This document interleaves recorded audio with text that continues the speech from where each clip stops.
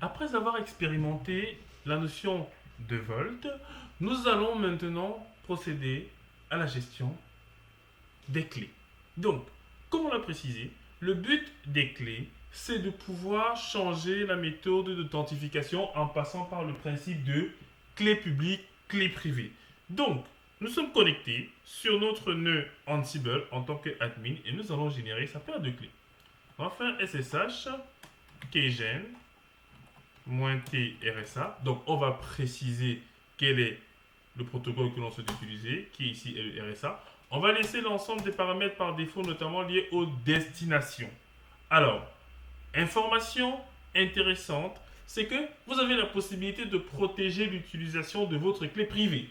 Donc, si un programme essaie d'ouvrir votre clé privée, vous pouvez mettre en place un mot de passe qui va dire que si vous souhaitez utiliser cette clé privée, alors donnez le mot de passe en question. On appelle ça la passphrase. Nous, on n'en a pas mis. On a juste fait entrer, entrer, entrer, entrer. Donc, on a mis l'ensemble des paramètres par défaut. Maintenant, on va copier notre clé publique sur la machine cible, sur la machine de prod, sur la machine client. Et pour ce faire, on va faire un SSH copy ID et on va mettre l'adresse IP de notre hôte distant. On peut spécifier éventuellement avec quel utilisateur on veut se connecter. Mais comme nous sommes sur notre machine Ansible en tant qu'admin, en fait, il va reporter directement cet admin-là. Mais on peut, pour des besoins esthétiques, le faire. Lorsqu'on essaie de copier la clé publique, il va nous poser la question, est-ce que, Diran, tu fais confiance à cette machine cible? Ça peut être un man in the middle. Je dis, oui, c'est bon, il n'y a pas de souci, t'inquiète. Alors, maintenant il dit,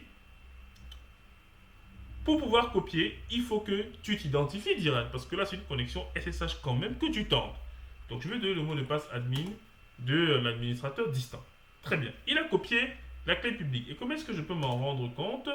Il me suffit de venir sur le client et de faire un cat.ssh authorize key.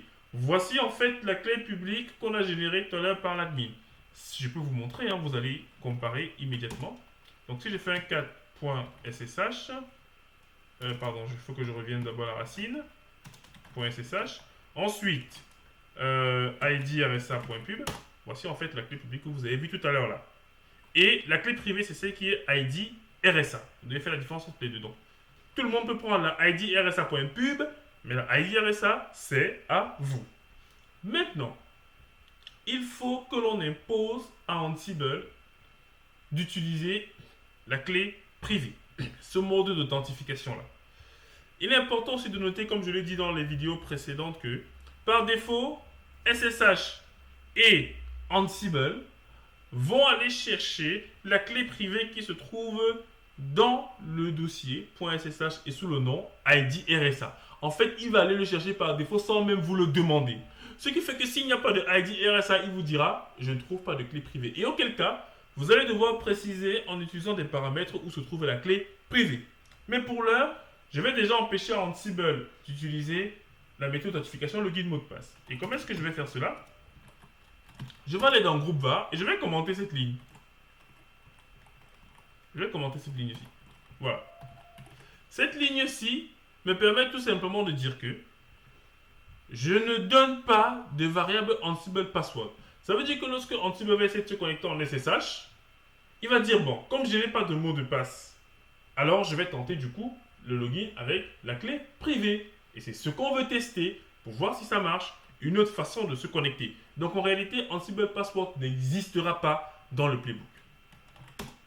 Et ensuite, on peut lancer du coup notre commande de playbook à nouveau. Donc je colle ça là. Je donne le become password donc, qui est admin. Et ensuite, je donne le volt qui est celui-ci. Voilà. Et vous voyez, mon playbook, il passe normalement. Pourtant, je n'ai plus de variable qui contient le mot de passe de mon utilisateur. Donc, c'est une autre façon de faire. Alors, vous devez absolument comprendre que, au début, dans une infrastructure, le principe de clé privée et clé publique n'est pas encore mis en place. Ce qui fait que les premiers playbooks d'initialisation, en fait, auront pour rôle de copier les clés publiques afin de permettre ensuite l'accès aux autres utilisateurs via cela. C'est pour ça qu'en fait, je vais remettre les variables comme elles étaient. Parce que au début, vous n'avez pas automatiquement les clés publiques qui sont déjà copiées. Mais c'est bien après, quand vous aurez déjà copié les clés publiques, que vous pourrez utiliser en fait ce mode de connexion. Permettez-moi. Donc, ici j'ai Ansible Password. Je le décommande parce que là on vient de faire en réalité la démo. Si par exemple je tente de me connecter à nouveau en SSH sur ma machine, donc SSH 10.0.0.0.4, vous voyez, il ne me demande plus de mot de passe. Une façon en plus de vous montrer que on n'a plus besoin en fait de login dès qu'on a mis en place le principe de clé privée, clé publique. Donc, comme c'est bon, je vous ai fait la démo sur la gestion des clés. Je vous ai fait la démo sur Vault. Nous allons maintenant entériner notre modification en poussant notre code sur Git. Donc, je vous dis à la prochaine vidéo.